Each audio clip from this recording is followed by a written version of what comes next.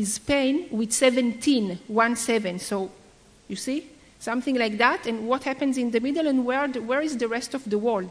Why don't we use, reuse our water? And it's also good for the nature. It's good for the environment.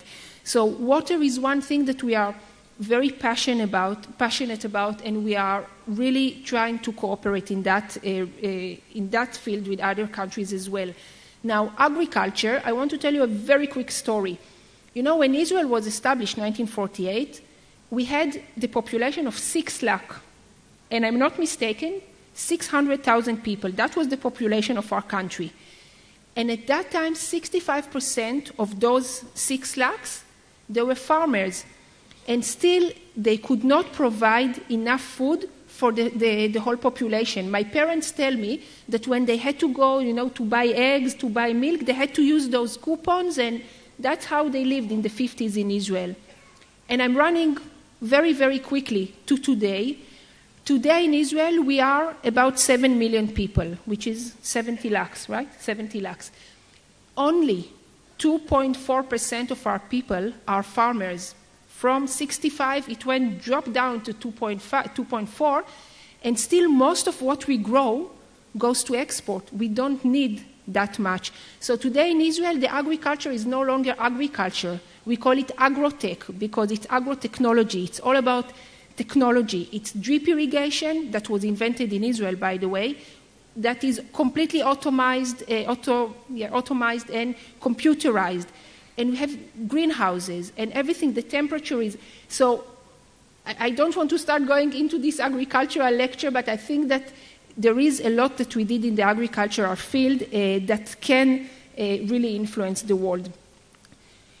So really quickly, I want to move to another challenge. And I think really I have two prominent social activists here. I think that it really, when I wrote it, I did not know, but I think that it's really the right thing. I think that the social challenge is another challenge that can, in the future or even today, have a very strong influence on all of our futures and the security of our countries. Because my sense is, again, it is my feeling that the gap between people that have and people that do not have all over the world is really growing. People that have, they have more, and people that don't have to live with, those few rupees a day, or it doesn't matter in which country with its own currency, and the gap is really growing. And of course, when the gap is growing, it can really influence the security of a country on the long term. I think that we can see all over the world that people are demanding their rights. They're demanding today their liberties. They're demanding their freedom. You can see, and you all see what happens in the Arab world today, that people are tired. They are tired really of being repressed. People are tired of corruption. People want to see clean governments. They want to see clean establishments. They are tired. All of those social sciences, suddenly it seems to me, I'm looking all over the world. I'm looking in my country. I'm looking in India where I live, and I read papers. People are tired of these growing gaps. They are tired of corruption, and they are tired of not having rights in some places. And I think that governments all over the world today are kind of, it's a big challenge for them that they need to see how they deal with.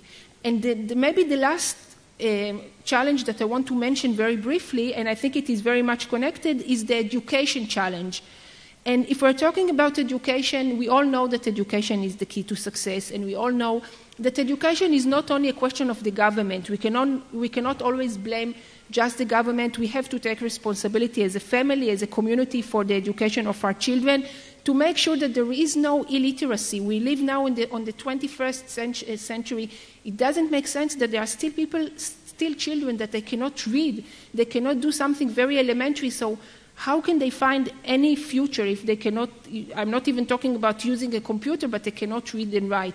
So this is something that is so elementary that for us as a society, it's a huge challenge that definitely can influence our security in the future if we leave those pockets of illiteracy. I wanted to tell you about my country again. In Israel, our government invests 4.7, almost 5% of the GDP goes into R&D, into research and development. This is the highest rank in the world. We put a lot of money. And why? Because in Israel, we don't have natural resources. We are not as lucky as you in India. Only natural resource we had until maybe last year was more or less salt. That's what we had. Now, recently, we found some natural gas. It's not enough. So we really feel, and the government knows, that you need to invest. It's not enough just to talk about it. You need to invest in education. And only this week, we heard that another Israeli won the Nobel Prize for chemistry. So this is like, we had already 10 Israelis, 5 of them in the past few years that won the Nobel Prize. We had 10 laureates, which for us as such a small country is really, we feel that it's really significant. So, when I look ahead, when I look to the future, unfortunately I see quite many challenges. But what makes me feel a little bit better is to know that those challenges are not only our challenges. That when we speak about terrorism, for example, we all know today that terror is terror is terror. Terror in New York is the same terror that is in Mumbai, and it's the same terror that hits Jerusalem. So we need to deal with this problem together.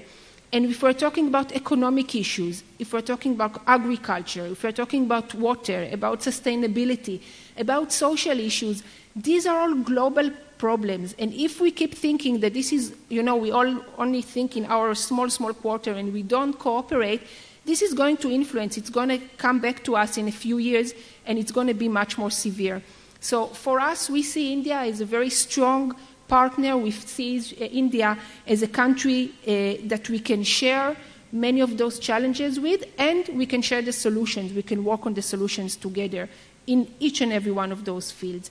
So I feel like I was running through, and I hope that it wasn't too quick, but I really think that, those challenges, when we are talking about security, in my opinion at least, security is not only, guns and rifles and the armed forces. Security is so much more than that. So I want to thank you once again for inviting me here tonight. I have to apologize that I will have to leave soon. This is now the high season of the Jewish holiday. So I will tell you in Hebrew, Shana Tova, which is a Happy New Year. And since we are very close to Diwali, I will also tell you Happy Diwali, Happy Holidays to all of you. And I wish you all a very pleasant evening. Thank you so much.